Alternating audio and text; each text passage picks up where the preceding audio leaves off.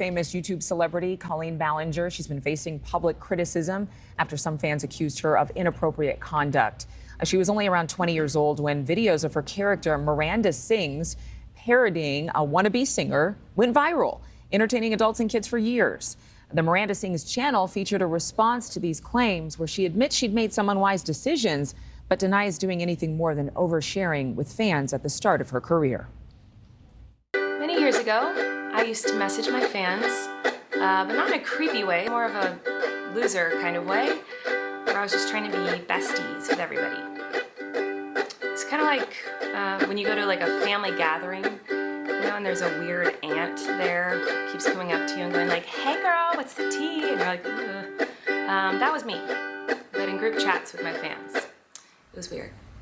And she admits to some weirdness, but she says she is not a groomer of young children.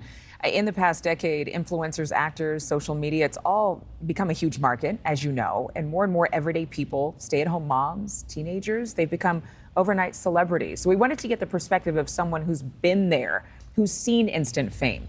Ben Higgins appeared first on The Bachelorette, then The Bachelor, becoming one of the most popular in the history of the franchise.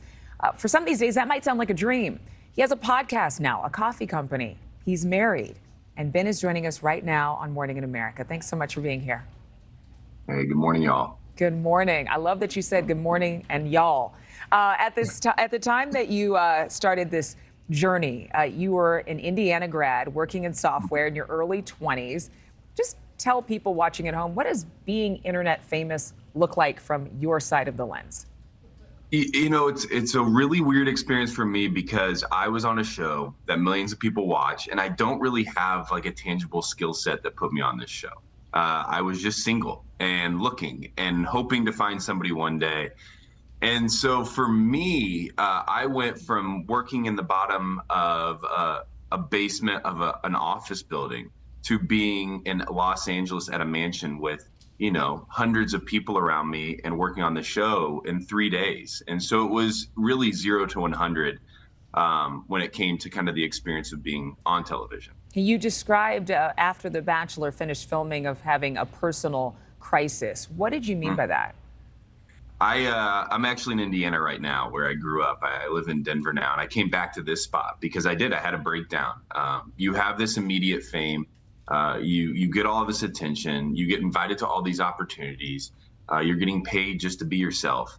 And then over time that fades, especially if you haven't found ways to stay in the headlines and stay relevant. And I thought I was going to be okay with that.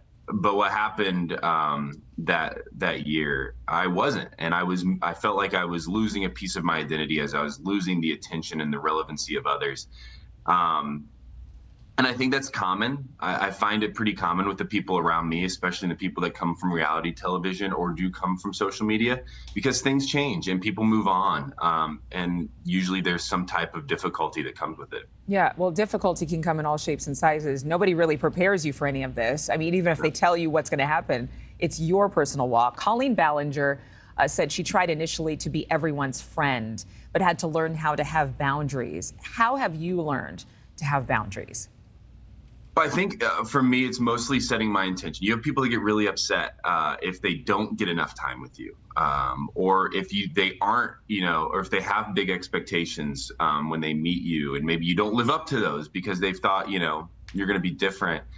And for me, I've had to really focus on my intention of who I am. I've picked 4 friends in my life who are my accountability partners, who tell me when maybe my head's getting too big, or also kind of lift me up when my head's too small. My wife also plays that role. And so for me, it's just getting people that are honest with me, truthful with me, that will tell me who that keeps me grounded and keeps me trying to be the man I want to be. And I think that for a lot of people, I mean, in your 20s, you don't know how to be grounded.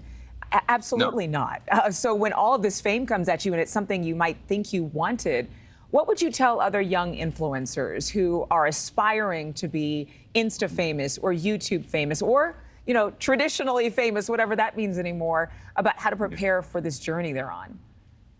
Well, I think I've never talked to anybody, an A-list celebrity, to somebody like me who would say fame was fulfilling. So I think the first truth I would give is fame is not fulfilling. Thank you for watching. Go to newsnationnow.com to find News Nation on your television provider. And don't forget to click the red subscribe button below to get more of News Nation's fact-driven, unbiased coverage.